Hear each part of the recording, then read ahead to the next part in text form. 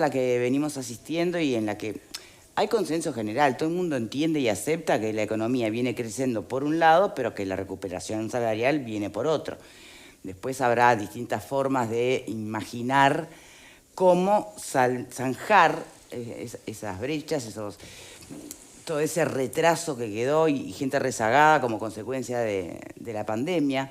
Algunos esperarán o apostarán demasiado al famoso derrame, otros entienden que hay que tomar medidas más urgentes, porque de confiar tanto en el eventual derrame, tal vez las consecuencias puedan llegar a ser irreparables. Hay muchas miradas sobre el tema. Hoy vamos a consultar en concreto al economista Hugo Bay, que es integrante del Instituto Cuesta Duarte. ¿Cómo le va? Tal, ¿cómo les va? Un gusto estar hablando con ustedes. No, por favor, muchísimas gracias. Bueno, lo primero es intentar, no sé si estoy acertada en lo que planteaba al principio, pero creo que hay consenso general de que los números de la macroeconomía, dentro de todo, van bien, pero no se condice demasiado con la microeconomía, ¿no? Exacto, es un poco la idea que nosotros transmitimos en el informe. En realidad estamos con un nivel de actividad superior al que teníamos antes de la crisis sanitaria y Sí. social que vivió el país en 2020 y 2021. Estamos ya, con un crecimiento económico que uno no puede decir que es impresionante, pero importante, Sí, ¿verdad? y más Y comparativamente, tal vez, ¿no? exacto, y sin embargo, uno lo que percibe es que hay algunos indicadores de carácter social que no solo no mejoran, sino que se encuentran a niveles muy por debajo de lo que tenía el país en el año 2019. Y esta realidad de los salarios sumergidos, Sí. que es un área específica que en general el Instituto Cuesta Duarte trata de poner este insumo técnico dentro de lo que es la población, ¿verdad? Y la opinión pública, Sí. bueno, claramente es otra dimensión en la que el país se encuentra muy estancado, ¿no? Bien, ahora el país, y de nuevo, supongo que no es Uruguay excepción en la región, con todas las consecuencias y coletazos de la inflación, ¿no? Otra cosa es qué medidas puede tomar un gobierno para solventar esas emergencias y urgencias, ¿no? Sí, por supuesto, el tema de la inflación es un fenómeno que lo conocemos, que en general ha habido diferentes periodos en los cuales la inflación se dispara un poco más, después se logra controlar y llevar a niveles un poco más razonables. Naturalmente impacta en el ingreso de los hogares que viven de ingresos fijos, justamente como el salario, como las pasividades. Lo que nosotros decimos es que la gran herramienta allí para combatir de alguna manera la pérdida de poder adquisitivo de los trabajadores y trabajadoras es la política salarial.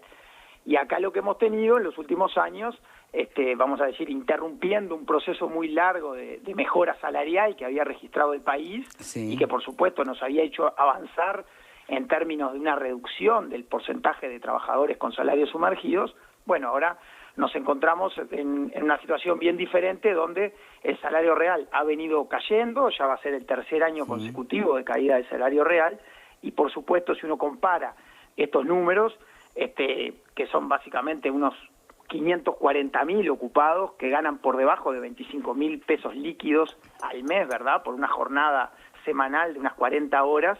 Bueno, ese porcentaje que más o menos afecta al 35% de los ocupados, bueno, era algo más bajo en el año 2020, o sea que estamos peor desde este punto de vista.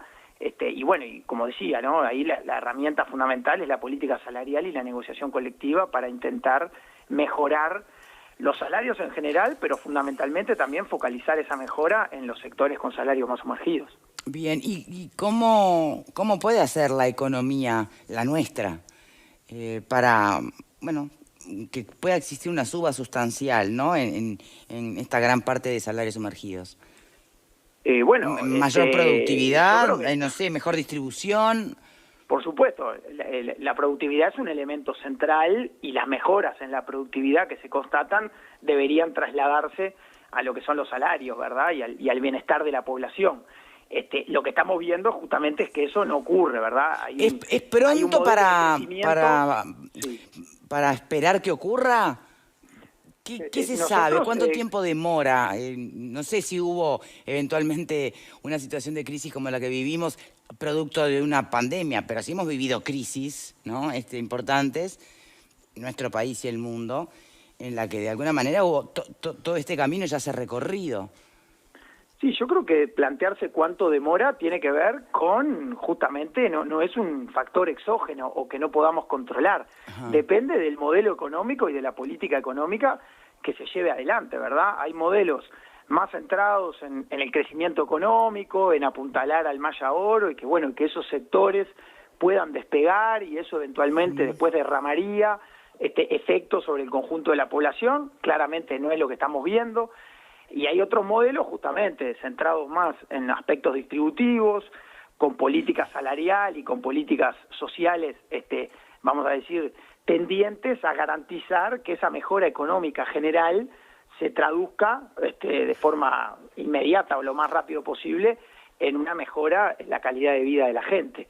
Yo creo que estamos asistiendo a un modelo como el primero y por lo tanto no se está viendo el efecto de la mejora en el conjunto de la población. Me gustaría poner un simple ejemplo. Nosotros detectamos en este informe que dentro de lo que es el sector rural hay aproximadamente un 48% de trabajadoras y trabajadores que ganan por debajo de 25.000 pesos de remuneración mensual, ¿verdad? Es una situación crítica y uno no percibe que el sector rural esté en crisis, ni mucho menos. Es uno de los sectores que han apuntalado el crecimiento económico en estos últimos 2 años y da la sensación de que ahí lo que hay es una acumulación de ganancias y de riqueza muy importante por algunos sectores de la economía que en cierta forma no es compartido con el conjunto de la sociedad.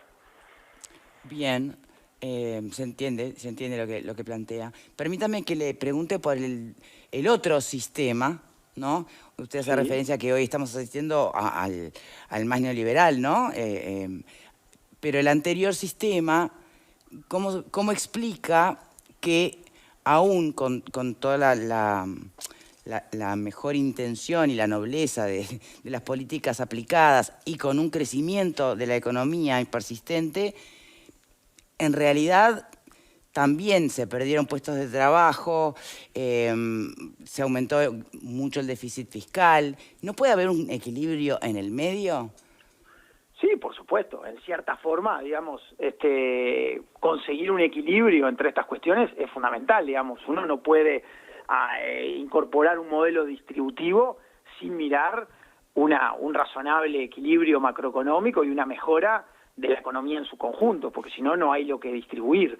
Y por otro lado, tampoco uno puede pensar en un modelo exclusivamente centrado en políticas dirigidas a que las empresas ganen sin mediar. Y hoy por hoy tenemos un modelo donde hay negociación colectiva, donde se mantiene una matriz de protección social que es histórica en nuestro país. Entonces, hay allí una discusión de cuál es el mejor equilibrio.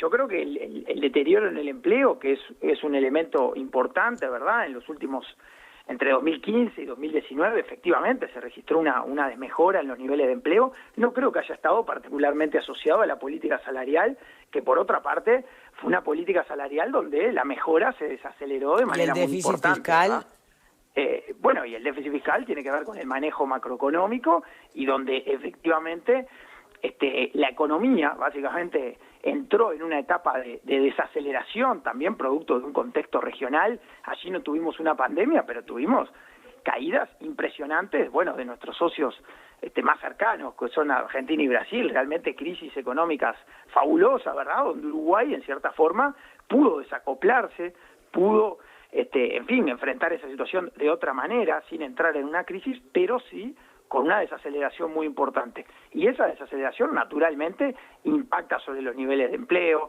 impacta sobre las cuentas fiscales, ¿verdad? Es decir, en la medida en que el Estado recauda menos, pero tiene una serie de gastos que son endógenos, que son complejos de ajustar, efectivamente se ingresa en una situación que naturalmente tiene que ser corregida. Es decir, nadie puede sostener un déficit fiscal de por vida de una magnitud, digamos, no controlada. Bien. Ahora, uno también tiene la sensación que, bueno, ese es un frente a atacar, pero también tenemos los problemas que tenemos en materia de pobreza. Es decir, venimos de conocer datos del INE donde la pobreza infantil, sobre todo, que es la que más debería preocuparnos desde el punto de vista ético y desde el punto de vista de la estrategia de desarrollo del país, ¿no? ¿Pero estamos hablando de políticas salariales o de políticas sociales ahora?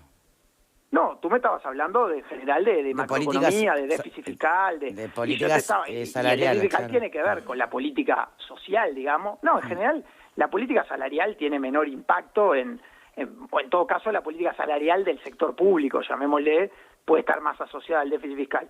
Yo me refería a, cuando tú mencionabas lo del déficit fiscal, bueno, una matriz de protección social que intenta dar respuesta a ese aumento de pobreza infantil, ¿verdad?, que pasa de 16 a 22% en los últimos 3 años y que naturalmente nos interpela desde el punto de vista no solo ético, como decía, sino también de las posibilidades de desarrollo, ¿verdad? Tenemos un problema de natalidad, o por lo menos unas características que han hecho caer de manera muy importante la natalidad. Bueno, lo que no deberíamos tolerar como sociedad es que casi 1 de cada 5 de esos niños se esté criando en condiciones de pobreza, ¿verdad? Y es un fenómeno también estructural de la economía uruguaya. Ahora hemos empeorado, pero la focalización de la pobreza en los niños es un fenómeno de larga data, lamentablemente. No, está clarísimo. Me gustaría seguirle preguntando, sobre todo por el tema de políticas salariales. Si me puede responder de forma bien concisa, porque tengo que hacer la pausa. La discusión sobre, justamente, si salarios altos, baja el empleo, salarios bajos, sube el empleo. ¿Creen eso? A ver, hay una relación indiscutible en lo que es un buen funcionamiento del mercado de trabajo, donde el empleo y los salarios tienen que ver. No creo en una relación automática en el que uno diga, bueno, si la economía crece 3 puntos y bajamos 2 puntos los salarios, el empleo va a crecer 5 puntos, pero si la economía crece 2 y los salarios crecen 4, entonces el desempleo o el empleo va a caer 2. No creo en ese tipo de relaciones.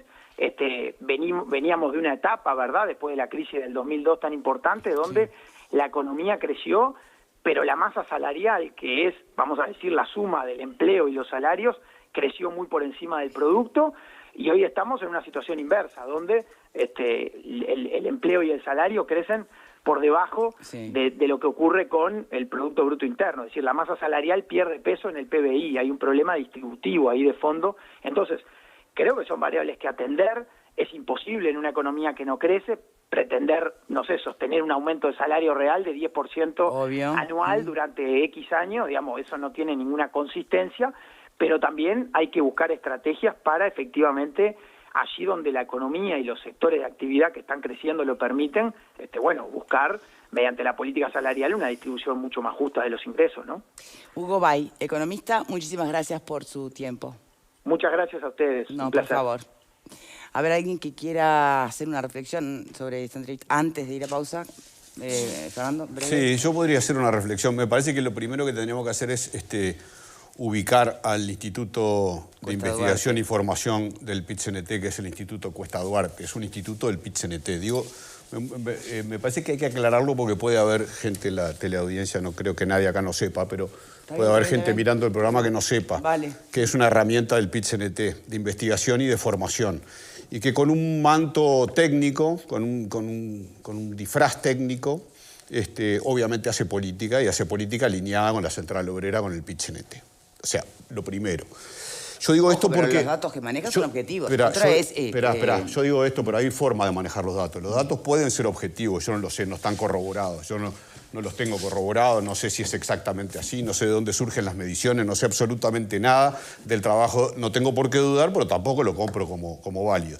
De todas maneras, hay un dato que para mí es relevante y que el señor Hugo Bay no lo dice, es que en 2 años de pandemia, los indicadores empeoraron un 1% con respecto a lo que venía antes. Es decir, en ocupados y asalariados, en el primer semestre del 2020, o sea, que involucra al gobierno del Frente Amplio también, enero, febrero del 2020 corresponden al Frente Amplio. O sea, de 6 meses, 2 son del Frente y 4, o sea, hay una inercia. Los indicadores eran del 34% en los ocupados y del 28% en los asalariados, que estaban por debajo de los 25.000 pesistas. En el 2022, primer semestre del 2022, 2 años después, con una pandemia en el medio de una crisis mundial como la que tenemos, los indicadores son de 35 y 29, es decir, empeoró 1 punto en los ocupados, 1 punto en los asalariados. Eso surge del trabajo del Instituto Cuesta Duarte, que el señor no lo dijo. Empeoró 1 punto. sea, todo lo anterior viene de los gobiernos anteriores, de 15 años de gobiernos anteriores. O sea, el deterioro no es de hoy. Hay un deterioro, hay un empeoramiento cuando podía haber ido mejor. El Frente Amplio tuvo de los 15 años 11 de bonanza. Y ahora dicen, no, se gobierna para los ricos porque los ricos acumulan más plata. No, el sesgo, por eso es la aclaración del Instituto Cuesta Duarte I. El sesgo está marcado, obviamente, por el perfil del instituto que nos aporta los datos. Y una última cosa, son 47.000 personas en el segmento de los ocupados y 20.000 personas en el segmento de los asalariados, que empeoró la situación después de 2 años de pandemia. Empeoró en 67.000 personas. Empeoró en 67.000 personas. De los 541.000 que hablan, lo que corresponde a este gobierno son 60.000 personas, 67. El resto ya venía de antes. Hacerse cargo, señor Ugobay, hacerse cargo primero, como representante del PIT-CNT, no del gobierno, pero sí del PIT-CNT, afín al gobierno, hacerse cargo de lo que dejaron. Dejaron un déficit del 5%, dejaron una desocupación creciente, dejaron 200.000 personas en asentamiento, dejaron 17% de pobreza infantil, dejaron una situación que no era la ideal. Y encima vino una pandemia. O sea, me parece que el señor Ugobay no es del todo honesto cuando hace su exposición, Bien. que es demasiado sesgada. Tenemos que hacer una pausa. De todas maneras, más allá del sesgo que le pueda imprimir cada uno a la hora de mirar números, los números están y son, y tal vez lo interesante es plantearnos, bueno, cómo modificar estos números. Los números están, pero los números también estaban de antes. Bueno, pero hoy hay que hacerlo. Hoy Sí, le toca a un gobierno hoy manejar ese tema. El tema es con qué visión. La del PIT-CNT, la visión del Frente Amplio. Está todo bien, cada uno le pone el cristal que quiere, pero es bueno aclarar y tratar bien, de ser honestos en la discusión. Hacemos la primera pausa y ya venimos, y por supuesto ampliamos y vamos a las demás. Ya venimos.